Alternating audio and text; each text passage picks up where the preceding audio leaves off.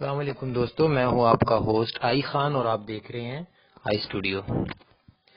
دوستو سب سے پہلے آپ سے یہ کہنا چاہوں گا، جو ویورز اس چینل پہ نئے ہیں وہ کائنڈلی اسے سبسکرائب کر لیں اور بیل آئیکن پریس کر دیں تاکہ ان فیوچر کوئی نئی ویڈیو میں اپلوڈ کرتا ہوں تو وہ ان کو انفارم ہو سکے۔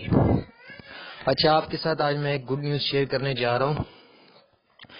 یہ گڈ نیوز عمرے کے بارے میں ہے۔ ابھی ریسنٹلی اس ہفتے سعودی ولی عہد جو شہزادہ ہے وہ اس نے پاکستان کا وزٹ کیا ہے اور اس نے پاکستان کو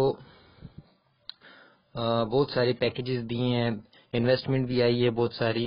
اس کے علاوہ کل 19 تاریخ کو ایک اور آرڈر کیے ہیں سعودی گورنمنٹ نے، جس میں انہوں نے یہ کہا ہے کہ اب اس سے پہلے ایسا تھا کہ جیسے جب کوئی عمرے کے لیے اپلائی کرتا تھا تو ویزے کے لیے الیکٹرانک ویزا ایک آتا تھا، تو الیکٹرانک ویزا آنے کے بعد جو عمرہ کرنا چاہتے تھے ان کے پاسپورٹ اسلام آباد اور کراچی سعودی ایمبیسی میں جاتے تھے۔ لیکن کل سعودی گورنمنٹ نے ایک نیا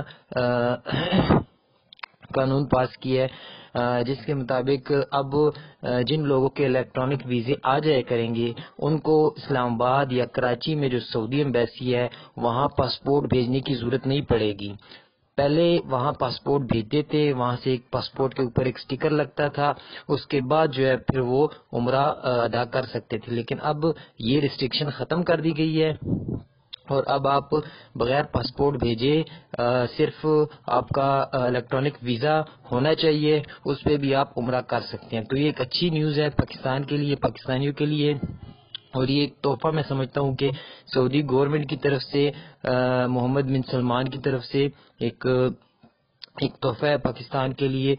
اس سے یہ کہ ٹریول ایجنٹوں کو بھی عمرے کے ویزے جو ہے وہ لگانے میں آسانی ہوگی اور پاکستانیوں کو بھی عمرہ کرنے میں آسانی ہوگی، اور امید ہے اس سے عمرے کی فیس میں بھی شاید کوئی کمی ہو جائے۔ تو ایک گڈ نیوز تھی، میں سوچا آپ کے ساتھ شیئر کر لوں۔ اگر ویڈیو پسند آتی ہے کائنڈلی سبسکرائب کریں اور بیل آئیکن پریس کریں۔ میرا ٹارگٹ ہے 5 لائکس کا، کائنڈلی لائکس بھی ضرور دیجیے گا۔ تھینکس۔